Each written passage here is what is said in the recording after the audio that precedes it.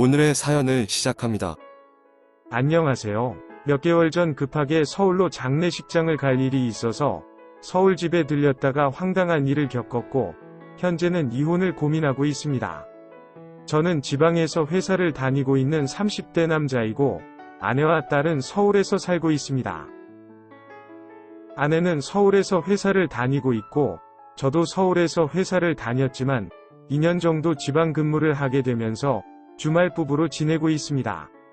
제가 지방으로 내려가면서 혼자 지내는 것이 무섭다며 아직 시집을 안 간 쌍둥이 처제가 서울 집에 들어와서 같이 살게 되었습니다. 한동안은 자주 전화를 하면서 자기 전까지 딸이랑 있었던 일들을 수다를 떨기도 하고 회사 팀장님 흉도 보면서 잘 지냈습니다. 그런데 어느 정도 시간이 지나면서 전화도 안 오고 걸어도 피곤해서 일찍 잤다면서 전화도 안 받았는 경우도 생기기 시작했습니다. 2년이라는 파견 근무가 끝날 때까지 처음부터 매일 몇 시간씩 통화를 할 거라고 생각하지는 않았지만 이렇게 안 받는 경우가 생길 거라고는 몰랐습니다. 아무튼 이렇게 처음보다 소홀해진 것이 익숙해질 때쯤 급하게 서울로 장례식장을 가게 되었습니다. 목요일 밤에 올라온 것이기에 금요일 밤에 또 서울로 올라와야 했기에 회사에 금요일 연차를 내었습니다.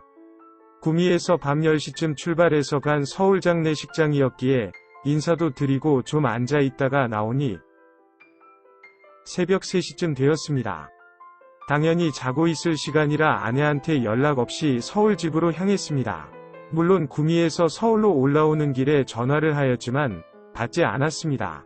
술도 적당히 마셨고 몸도 많이 피곤한 상태에서 집에 들어갔습니다.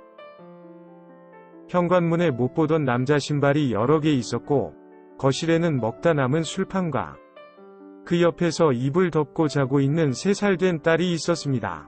처제랑 아내가 둘이 마셨다고 하기에는 술병도 많았고 널브려 있는 컵들이나 식기들을 볼 때 절대 둘이 마신 술판이 아니었습니다.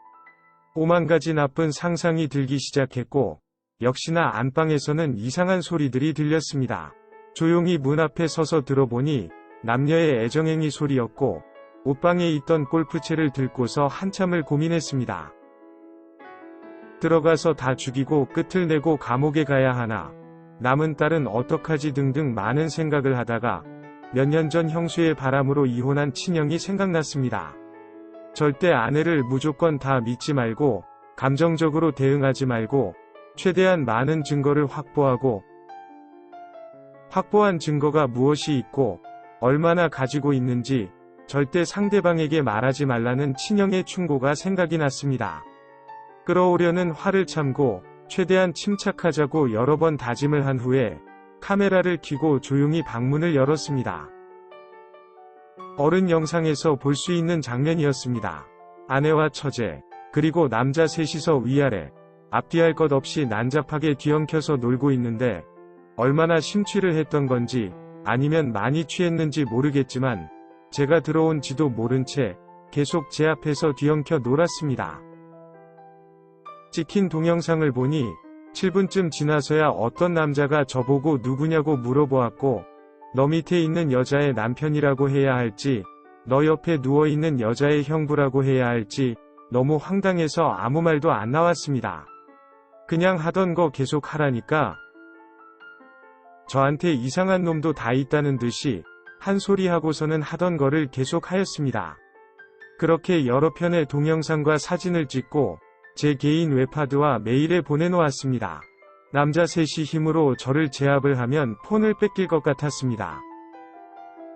아내도 처제도 저와 눈이 마주쳤는데 취해서 모르는 건지 하고 있던 것을 멈추기가 싫었던 건지 계속 하길래 그냥 경찰을 불렸습니다. 외딴 남자들이 집에 들어와서 아내와 처제한테 몹쓸 짓을 한다고 신고하였고 경찰들이 온 이후에 다같이 파출소 갔습니다. 같이 잡혀온 남자들은 억울하다며 그동안 주고받는 메신저 내용을 보여주었고 수많은 경찰분들이 보는 앞에서 아내의 바람 행각과 두 자매가 그동안 외딴 남자들과 보낸 뜨거운 시간들이 다 밝혀졌습니다. 그렇게 집으로 돌아왔고 처제는 다 자기 잘못이라면서 아내는 잘못이 없다며 용서해달라고 빌고 아내는 오늘이 처음이라며 실수라면서 뻔뻔한 거짓말을 하는 것이었습니다. 이미 파출소에서 아내의 폰도 다 보았고 각종 증거들을 제가 다 수집한 이후인데도 아직도 취해 있는지 계속 거짓말을 하는 것이었습니다. 이 이야기들은 더 듣다가는 진짜로 다시 골프채를 꺼내올 것 같아서 이른 아침에 처갓집으로 전화를 걸었습니다. 빨리 저희 집으로 오시라고 전화를 드렸더니 아침부터 왜 그러냐면서 나중에 다시 이야기하자며 전화를 끊으시길래 새벽에 찍은 여러 동영상 중 하나를 보내드렸습니다. 그것도 처갓집 식구들이 다 있는 단체 채팅방에 보냈습니다. 동영상을 보내자마자 바로 전화가 오셨고 바로 갈 테니 단체 채팅방에 처남도 있고 며느리도 있는데 일단 동영상부터 내려달라고 하셨습니다. 처갓집에서 저희 집까지 차로 10분 거리입니다. 10분 안에 안 오시면 다시 올린다고 한 뒤에 단체 채팅방에 보낸 동영상을 취소하였습니다. 화장이 다 번지고 옷도 거의 헐벗고 있는 두 자매. 바닥과 침대에 굴려다니는 어른 장난감들과 얼마나 난잡한 놀았는지 예측이 되는 안방의 모습, 거실에 먹고 노른 술판과 그 옆에서 울고 있는 3살짜리 손녀, 제가 TV에 틀어놓은 몇 시간 전까지 아내와 처제가 3명의 외딴 남자들과 뒤엉켜 노는 동영상까지. 장인 장모님은 집에 들어오시자마자 깊은 한숨과 함께 두 자매를 때리기 시작했습니다. 이쯤 되면 아내의 귀책으로 충분한 이혼 사유가 되고 더 이상 설명도 말싸움도 필요 없지 않냐고 장인 장모님께 물었습니다. 뻔뻔하게 한 번만 용서해달라며 이해해달라는 말씀이 나오지 않을까봐 살짝 걱정은 됐지만 아무리 자기 딸들이지만 이런 경우라면 이혼당하는 것이 맞다면서 원하는 대로 다 해주신다고 하였습니다. 그렇게 한바탕 소동이 난 후에 저는 서울 집에 안 올라가고 있으며 주말마다 아내가 구미로 내려오고 있습니다. 와서 묵묵히 밀린 집안일만 하고 조용히 다시 갑니다. 여러 번 용서와 함께 평생 자기 잘못을 뉘우치면서 저만 바라보며 살겠다며 다시 잘해보자고 아내가 말을 걸어왔지만 사실 아직도 그날 그 충격적인 장면이 잊히지가 않습니다. 아무 말도 대꾸도 하지 않은 채 투명인간 취급하고 있습니다.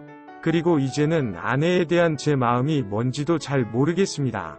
좋든 싫든 화가 나든 사랑하든 뭔가 감정이 있어야 되는데 만나도 아무런 감정이 없습니다.